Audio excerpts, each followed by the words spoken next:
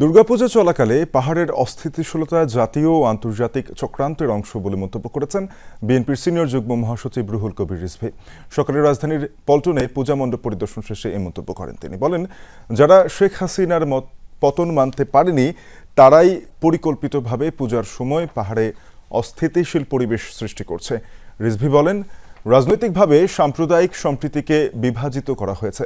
দুর্গাপূজাকে নস্যাৎ করতে পাশের দেশ থেকে ষড়যন্ত্র হচ্ছে দাবি করে রিজভী বলেন, হিন্দু মুসলিম সবাই এক হয়ে পূজা যাতে সুষ্ঠুভাবে সম্পন্ন হয় সেই শপথ নিয়েছে।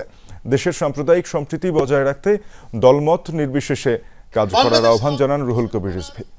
একটা জাতীয় আন্তর্জাতিক চক্রান্ত, যারা শেখ হাসিনার পতনকে মেনে নিতে পারেনি তারাই এই চক্রান্ত করে যাচ্ছে যে এই দুর্গাপূজার সময় এমন কিছু ঘটনা ঘটাতে হবে যাতে বাংলাদেশের ভাবমূর্তি নষ্ট হয় বিদেশে।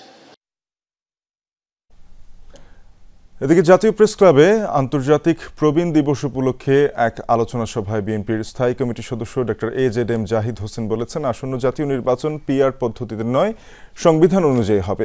সাংবাদিকদের প্রশ্নের জবাবে তিনি বলেন, আওয়ামী লীগ নিয়ে প্রধান উপদেষ্টার বক্তব্যে প্রশ্নবোধক চিহ্ন এসেছে।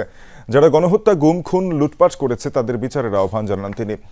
তারা গণদুশ্মন উল্লেখ করে ডক্টর জাহিদ বলেন, কোনো বিচার ছাড়া আওয়ামী লীগের রাজনীতি করার কোনো সুযোগ নেই। তাদের দেশের জনগণের কাছে ক্ষমা চাইতে হবে।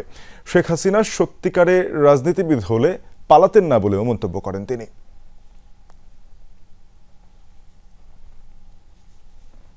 গণহত্যাকারী এবং গণদুশ্মন যারা ছিল, যারা গুম করেছে, যারা মানুষকে নির্বিচারে গুলি করে হত্যা করেছে, যারা মানুষের সম্পদ লুণ্ঠন করে দেশের বাইরে নিয়ে যেয়ে দেশের সম্পদ লুণ্ঠন করে পার করেছে, তাদেরকে বিচার এবং বিচারের আওতায় আনা এবং